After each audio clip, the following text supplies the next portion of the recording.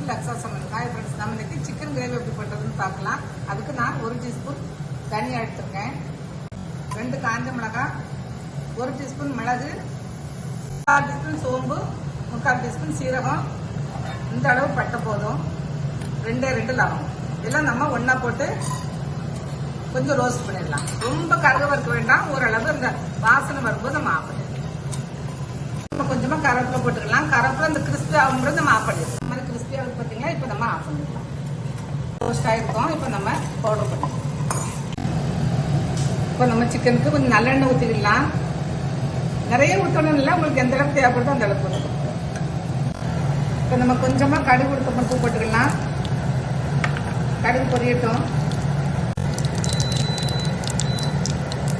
கடுகு பொரிஞ்சிருச்சு.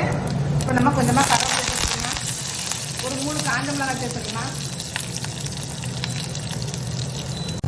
நான் 2 வெங்காயம் மீடியம் சைஸ் வெங்காயம் கட் பண்ணி வச்சிருக்கேன், அதை சேர்த்துக்கலாம்.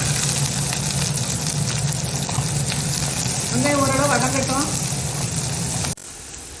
வெங்காயம் நல்லா 3/4 பதம் வந்துச்சு.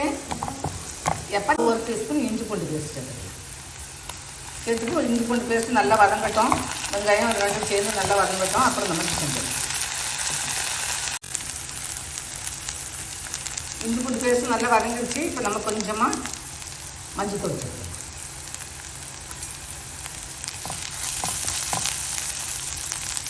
சேர்த்துட்டு நம்ம சிக்கன் சேர்த்து ஒரு 4 நிமிஷம் நல்லா வதக்கணும்.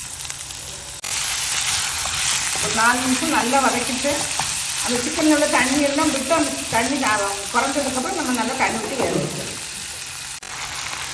இப்போ நம்ம அந்த சிக்கனில் உள்ள தண்ணியெல்லாம் விட்டு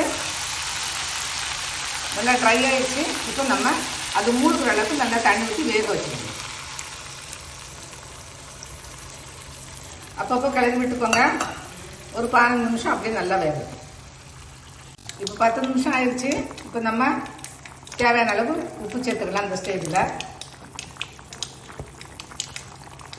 1 டீஸ்பூன் தனியாத்தூள் சேர்த்துக்கலாம். இந்த மாதிரி மிளகு சேர்த்துருக்கோம்.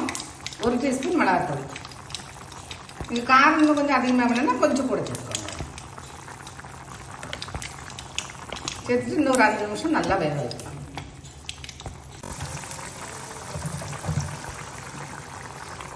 இப்போ நம்ம அரைச்சி வச்ச மசாலா சேர்த்துக்கலாம். சேர்த்துட்டு நல்லா கிளறி விட்டு ஒரு 5 நிமிஷம் திரும்பவும் மூடி வச்சு வேக வைக்கலாம். அதுக்கப்புறம் நம்ம ஒரு 2 நிமிஷம் சிம்மில் போட்டால் தான் நல்லாயிருக்கும். இங்கே எண்ணெய்லாம் இதுக்கு நிறைய ஊற்ற தேவையில்லை, மதக்கணும் அப்படின்லாம் ஒன்றும் இல்லை. எப்படி வச்சாலும் நல்லாயிருக்கும்.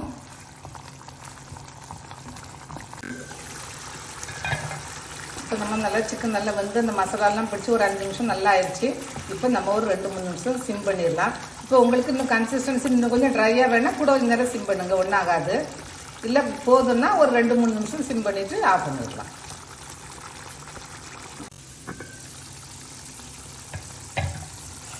இப்போ நம்ம சிக்கன் கிரேவி ரெடி ஆகிடுச்சு. செஞ்சு பாருங்கள், நல்லாயிருக்கும். தேங்க்ஸ் ஃபார் வாட்சிங்.